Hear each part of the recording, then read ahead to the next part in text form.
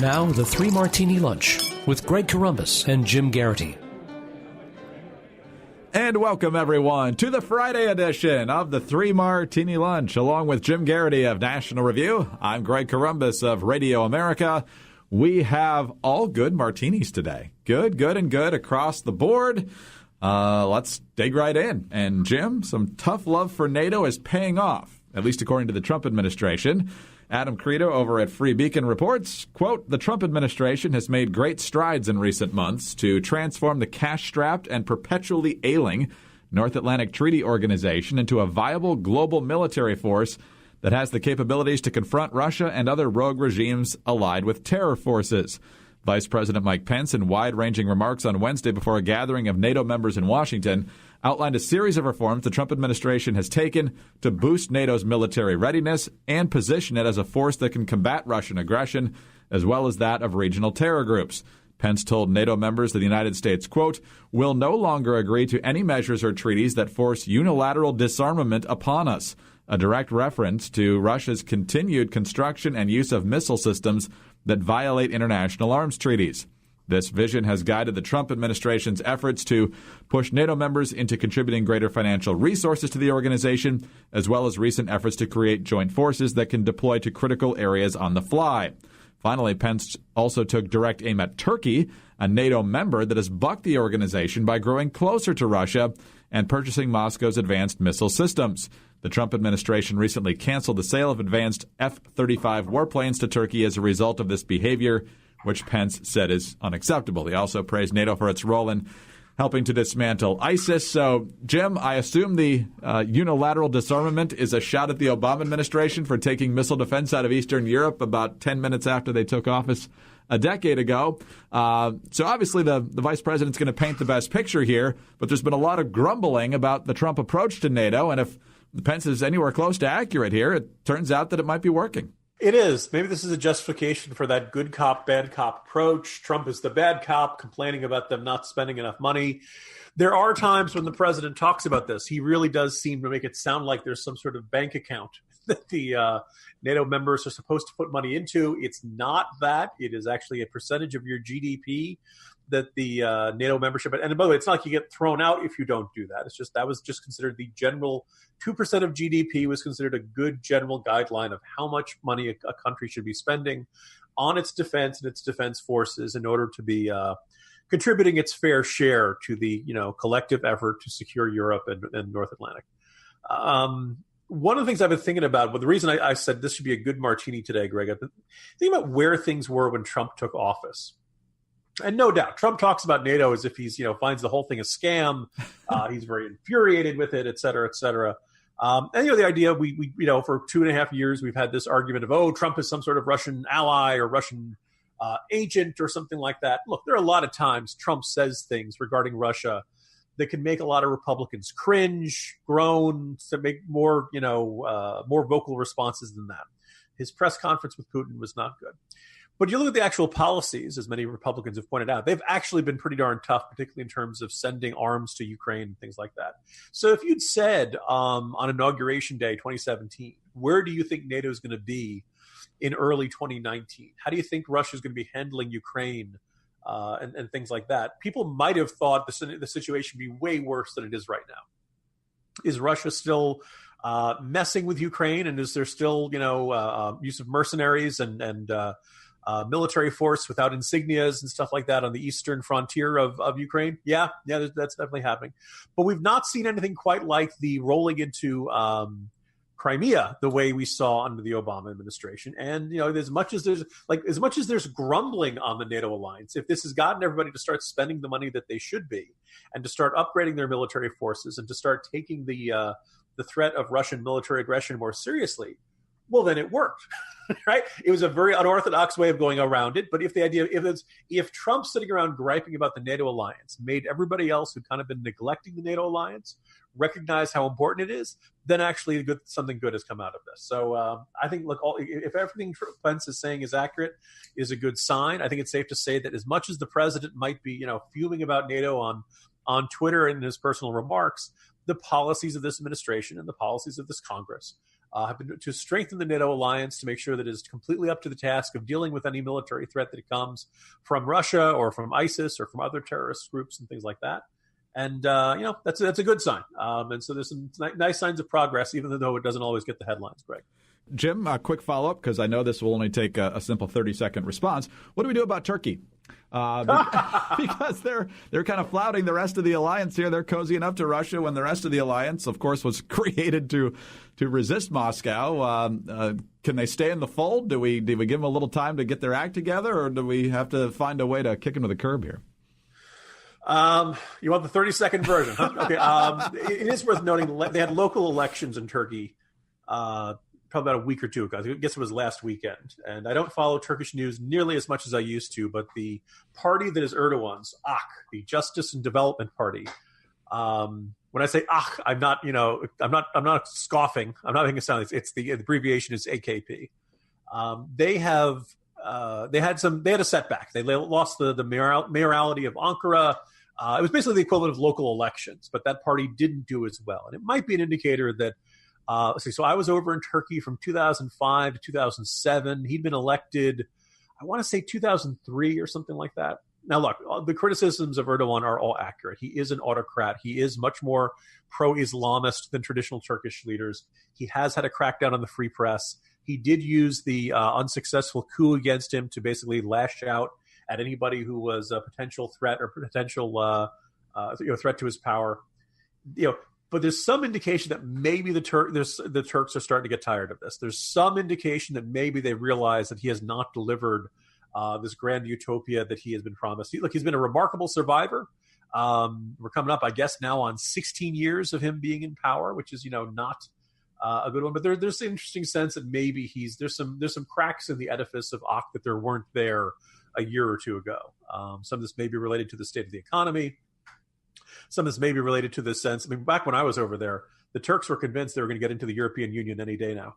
Obviously, that did not happen. And there's a good reason for that kind of skepticism, but the sense that their attitude was, well, Europe doesn't want us. We're going to go find our future elsewhere. And that may explain some of the outreach to Russia and things like that.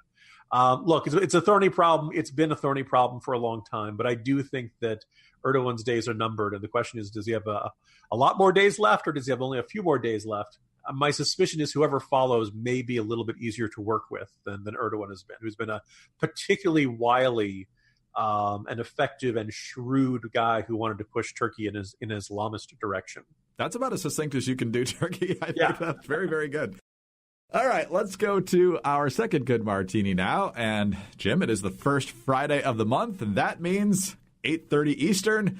Everybody's very excited to see what the Labor Department unemployment report has to say. Here's CNBC. We apologize ahead of time. The reporter here, I believe, is at the Labor Department. It sounds like she's in the middle of Penn Station. But here's the facts on the new jobs report. Non-farm payrolls rose by 196,000 jobs in March. The unemployment rate unchanged at 3.8%.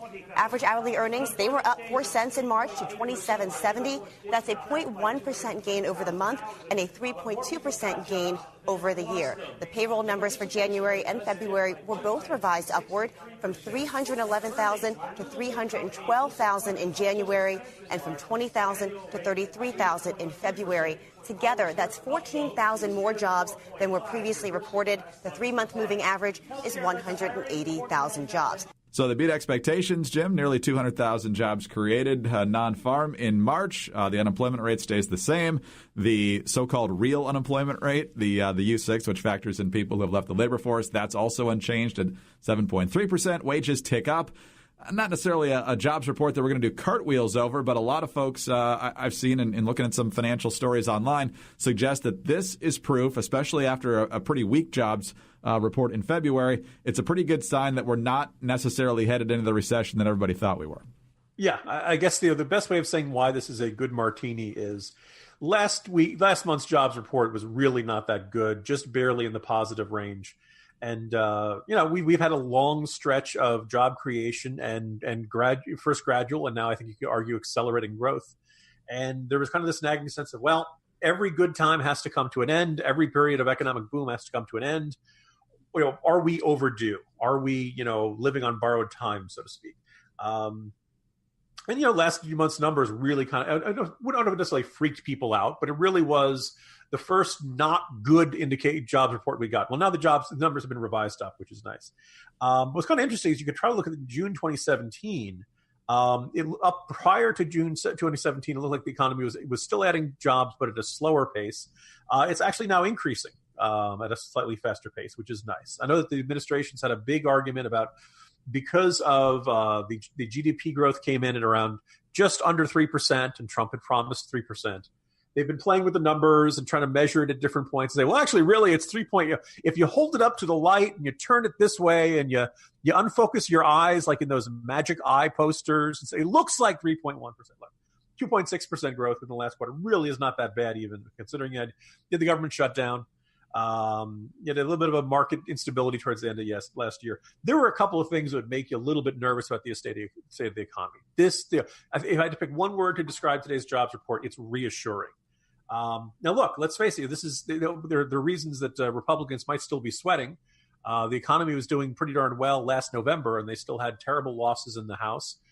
Did okay in the Senate, but that sense of the president and the president's party do not seem to be getting a great deal of the benefits of a good and booming economy. An interesting question will be, if the economy does not do well between now and 2020, how much blame does the president get?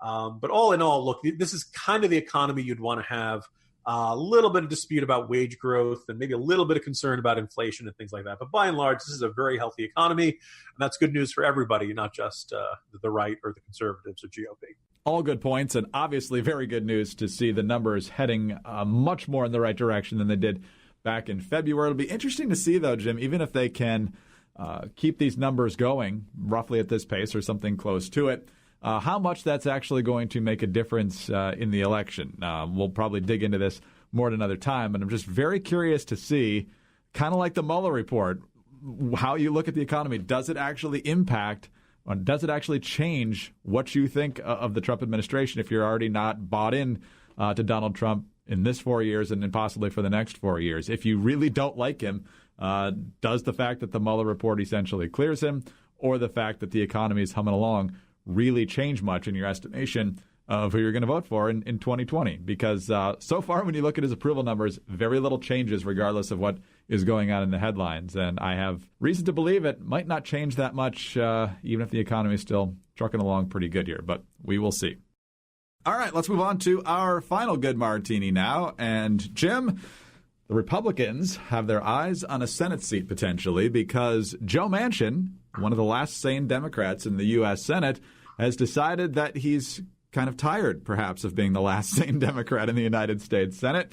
Politico, just 5 months off the race of his life, Joe Manchin is mulling a run for governor in 2020 against Republican Governor Jim Justice. The Democratic senator said in an interview Thursday that he's once again, quote, thinking about running for the best job in the world, governor of West Virginia. Quote, I think about it every minute of every day. Now thinking about it and doing it are two different things, Manchin said. I'll make a decision this fall sometime. I don't think there's any hurry at all. Manchin narrowly won re-election last year against Republican Attorney General Patrick Morrisey, a 3% point victory in a state President Donald Trump won by 42 points in 2016. Manchin, who already served as West Virginia's governor from 2005 to 2010, largely relied on his retail politicking, help from Democratic outside groups, and an aisle-crossing record to defeat Morrisey. So, Jim, there's a couple different calculations here. First of all, it's kind of nice to have one Democrat who might join you on something, although if you have a Republican, they're even more likely to join you. So there's that. He also would have to run as a Democrat with Trump on the ballot as a Republican, which could be a little bit complicated. Justice's approval numbers as of January, 45% approval, 38% disapproval, so not great, but not terrible. So what do you make of Manchin looking to get out of Dodge? You know, Greg, I was thinking back to the Bush years when Lincoln Chafee was technically a Republican from Rhode Island, and he would ally with the Democrats on some initiative of, Bush's terrible act of 2005 or something like that. And they'd say, this proposal to flog the president has bipartisan support. And of course, it was, Lincoln Chafee, who was, effectively a Democrat, very liberal, not, I'm sure Democrats feel the same way about Joe Manchin when you and I would say, look, Brett Kavanaugh was confirmed with a bipartisan majority. right? He's a Democrat. Yes, there are certain issues in which he will vote with the Democratic Party, but he is the one who is most likely to defect on any given issue.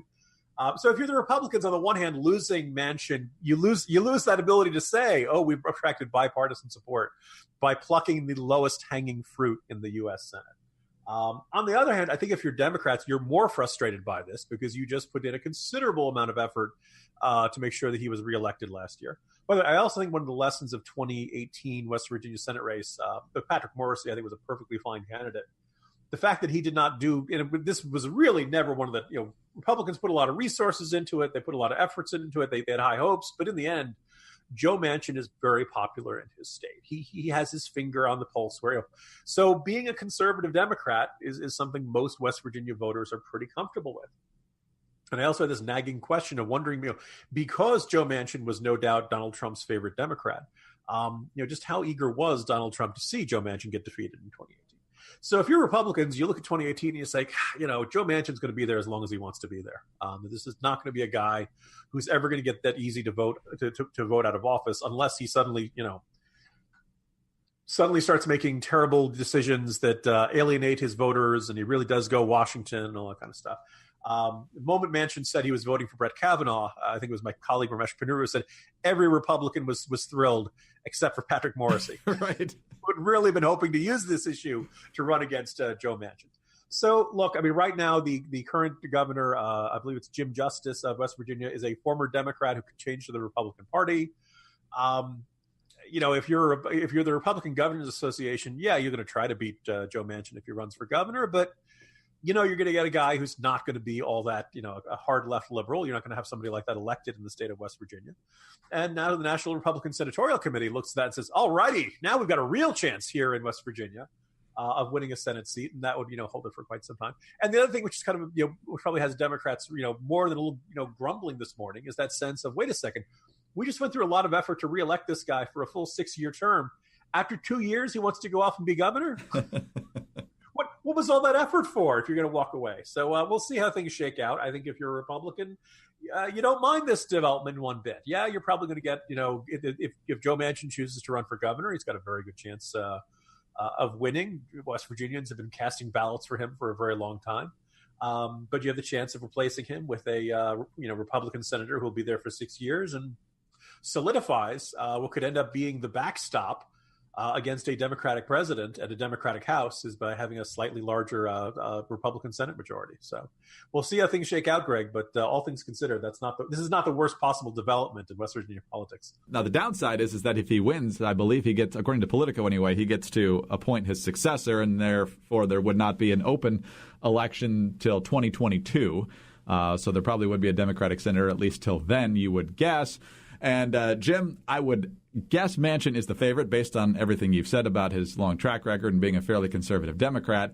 The wild card, of course, though, is, hey, if anybody who tried to unseat Joe Manchin maybe last time but didn't get the nomination thinks about throwing his hat into the ring this time with his whirling dervish of raw political charisma, that being Don Blankenship, we could have a lot more fun with this race. I don't want Don Blankenship to run for the Senate or run for any other office. I just want him to pick nicknames. Stick to your core competency. That was the gift that keeps on giving from 2018. What you're saying about appointing a successor is true. You're still getting a shot at that seat 2 years earlier than you otherwise would. Yes. Which is something of an advantage. And again, also my suspicion is that this is the sort of thing that kind of exacerbates the tensions in the Democratic Party. I'm sure there were more than a few progressive activists who were grumbling that when they donated to Democrats in 2018, some of the money was going to Manchin, who would end up, voting for Kavanaugh, which they had established as their line in the sand. So, look, it's going to take very different political stances and skills to win in Brooklyn than compared to winning in West Virginia. And it's always kind of fun to see the Democrats running into that and experiencing that frustration. So we'll see how things shake out. But again, if Blankenship could just, Blankenship should get a job in the Trump administration. Just coming up with nicknames for all. Actually, no, he shouldn't do that because as I say, he should come up with nicknames for all the Democratic candidates. But the problem is that Cocaine Mitch is so awesome; it kind of makes Mitch sound more awesome. that's the advice I'd have to give to. Actually, I don't even want to give him the advice because it's backfiring every time. So yeah, Don Blankenship called Mitch McConnell Cocaine Mitch, which we've had more fun with perhaps than anything else in the history of this podcast. And then Mitch McConnell led the effort to change debate times this week to stop the obstruction process on lower nominees. And Dick Durbin and others on the Democratic side are calling him Nuclear Mitch. And I'm like, you guys aren't making your case here. You're just giving him really cool nicknames every time you're frustrated with this guy. Nuclear Mitch sounds like a really awesome superhero. Dear God, run, it's Nuclear Mitch. All right, Jim, have a good weekend. See you Monday. See you Monday, Greg. Jim Geraghty of National Review. I'm Greg Corombos of Radio America. Thanks for being with us today, and tune in again on Monday for the next 3 Martini Lunch.